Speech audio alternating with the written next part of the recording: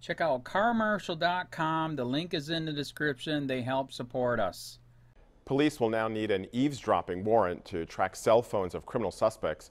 That's per a new ruling from a Brooklyn judge. A software called Stingray mimics cell phone towers, gathering data from nearby devices. Some are capable of intercepting communications like phone calls and text messages. Police used it last year during an attempted murder investigation. The judge says they acted improperly in that case. A report by the New York Civil Liberties Union last year showed the NYPD used the Stingrays on more than 1,000 occasions between 2008 and 2015. They were mostly used for serious offenses like rapes, murders, and robberies, but sometimes for lesser crimes. Civil rights advocates say the new ruling will push the police and prosecutors to meet a higher standard in tracking cell phones. Judge rules NYPD needed a warrant before using cell site simulator. He threw out evidence collected as a result of the Stingray's use. A Brooklyn judge has ruled that because the New York Police Department, NYPD, used a cell site simulator, also known by the brand name Stingray, to track down a murder suspect without a warrant, some evidence against the suspect will be thrown out. As the New York Times reports, the NYPD initially denied using such a device in this case, but later conceded that it had. Following the suspect's arrest, he was picked out of a lineup by another victim, and that's what is being tossed out. The failure to obtain a proper eavesdropping warrant here prejudiced the defendant since the most useful and needed information, i.e., his location, was procured from the unlimited use of the cell site simulator, Justice Martin Murphy wrote in his ruling. Law enforcement agencies have been bumping up against courts quite a bit when it comes to using Stingrays. In September, a Washington, D.C. Court of Appeals overturned a conviction of a man who had been located by police with such a device. The court ruled that the defendant's Fourth Amendment rights had been violated. Last year, a federal judge suppressed DEA evidence resulting from the use of a cell site simulator. Lots of different agencies across the U.S. use cell site simulators. The ACLU has found that at least 72 agencies in 24 states and Washington, D.C. use them. They're used by the FBI, ICE, the IRS, as well as police officers, and the NYPD has said that it used them 1,016 times between 2008 and May 2015. This ruling is the first to restrict the NYPD's use of cell site simulators, which could have an impact on how the nation's largest police department utilizes them going forward. This decision stands for the principle that, in the criminal justice context, the technology has to be reviewable in a fair and open way by both the courts and the defense. Jerome Greco, a staff attorney in the Legal Aid Society's Digital Forensics Unit, told the New York Times.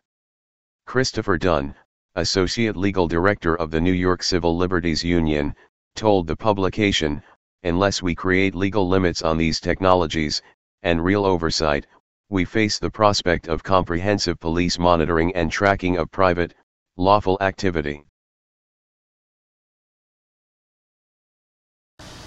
Hey Charlotte County, this is Charlotte County Cop Watch, and I wanted to explain what fair use is. You can use pieces of news articles if you're doing it for news reporting, you have commentary, and you're doing it for education purposes. So that's what fair use is, as you can see right here.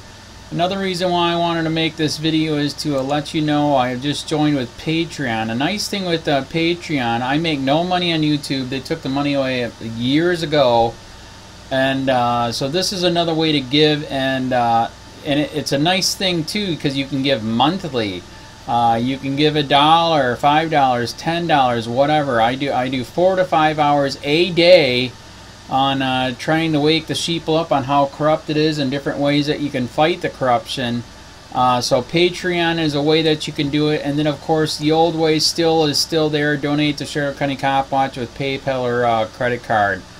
So keep that in mind. 4 to 5 hours a day. I make no money, but the corruption happened to me and I'm sick of it, so I'm trying to wake people up.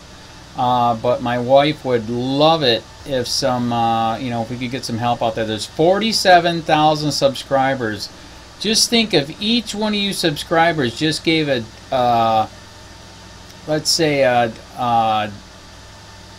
actually, yes, $1 a month. 47,000 subscribers gave $1 a month.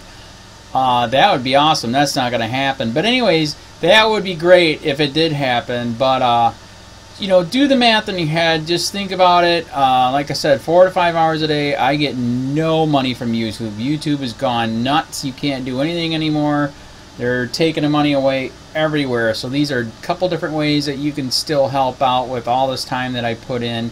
And as you know, I'm in a special situation where, you know, at least I can do it. You know, 4 to 5 hours a day. We have a cleaning company during the day. That's what allows me to do this, and we're debt free. So this is my hobby. I don't go fishing and all that other crap. I try to save the world. So help me out to make the wife happy, man. In fact, if you guys did give $1 a day, and there was 47,000 of you, and you did it, and each of you gave $1, and that was every month, oh my God, yes, I could quit. I could start suing them. Another idea, too, that we have is, you know, if I got, you know, some funds, we could actually contact everyone that has been ticketed and or arrested and put in jail and start sending them postcards to let them know we're here and to see if everything went all right, and if it didn't, find out their story. So we could even do more investigations and more lawsuits. Lawsuits take money. So just think about that. You know, 47,000 of you so far right now. You know, $1 a day. I mean, $1 a month on Patreon, or $5 a month Patreon, 10, 20, whatever.